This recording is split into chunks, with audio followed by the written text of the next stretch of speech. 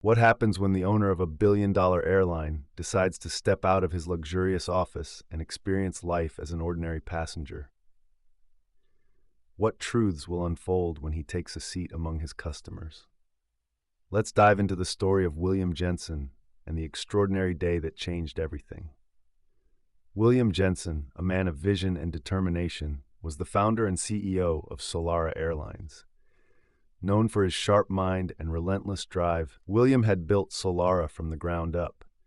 The airline wasn't just a business to him, it was a legacy. Yet, despite his wealth and success, William had always believed in humility. He often reminded himself that the real strength of his company lay in its people, the employees who kept the planes in the air, and the passengers who trusted Solara to carry them safely. But as the years went by, William felt a growing disconnect. Sitting in his plush office, reviewing reports and watching numbers rise, he realized he had lost touch with the very people he served. He wanted to understand their experiences, the good, the bad, and the untold stories that never made it to his desk. And so one day he made an unconventional decision: to fly undercover on one of his own flights. Dressed in a casual sweatshirt and jeans, William boarded Flight 378 from Denver to Seattle. No one recognized him. He looked like just another passenger, a middle-aged man with a book in hand and a quiet demeanor. He chose a seat in the economy class, row 17B, right in the middle of the crowd. Around him were families, businessmen, and solo travelers, each with their own story. As the flight attendants went about their routine, William observed every detail: the smiles, the service, the occasional moments of stress. He noted how the seats felt slightly cramped and how a passenger struggled to fit his bag in the overhead compartment.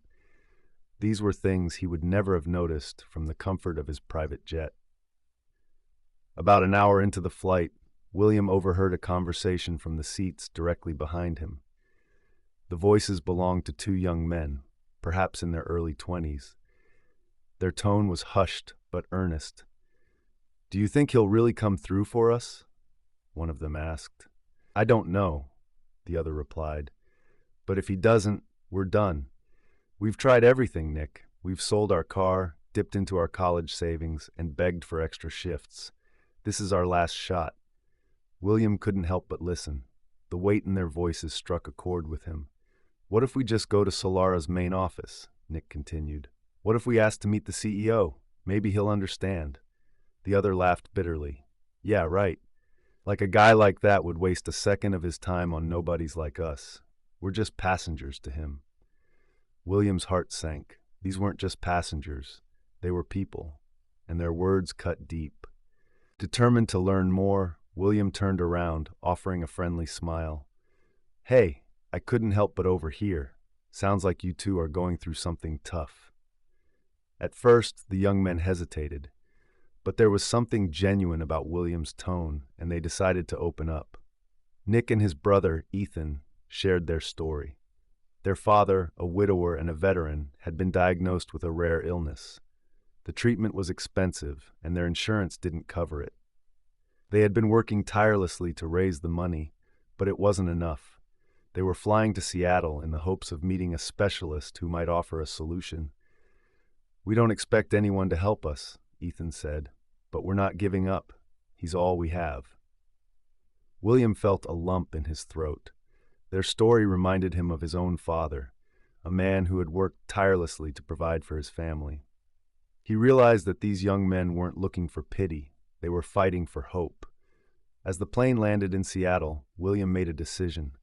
He couldn't reveal his identity just yet, but he knew he had to act. "Listen," he said, "I know someone at Solara who might be able to help. Let me make a few calls." Nick and Ethan looked skeptical but grateful. They shook his hand, thanked him, and went on their way. Back in his office, William didn't waste a second. He personally reached out to the specialist in Seattle, covering all the expenses for the treatment. But he didn't stop there. He arranged for Nick and Ethan's father to receive a comprehensive care plan funded entirely by Solara's community outreach program, a program William decided to expand after hearing their story. A week later, Nick and Ethan received a call from Solara Airlines informing them of the assistance. They were overwhelmed with gratitude, but still had no idea who was behind it all. Months later, Solara held an event to celebrate its new customer care initiative. Nick and Ethan were invited as special guests, along with their father, who was now on the road to recovery. As they sat in the audience, William Jenson took the stage. "Ladies and gentlemen," he began, "Solara Airlines has always been about more than just flying planes. It's about connecting people, supporting communities, and making a difference. Today, I want to share a story that reminded me of why we do what we do." He recounted their encounter on Flight 378, revealing his identity as the man in row 17B. The room fell silent as Nick and Ethan realized the truth. Tears filled their eyes as they stood to thank him, but William stopped them. "No," he said. "Thank you for reminding me what truly matters." From that day forward, William continued to fly undercover, ensuring that Solara Airlines stayed connected to the people it served.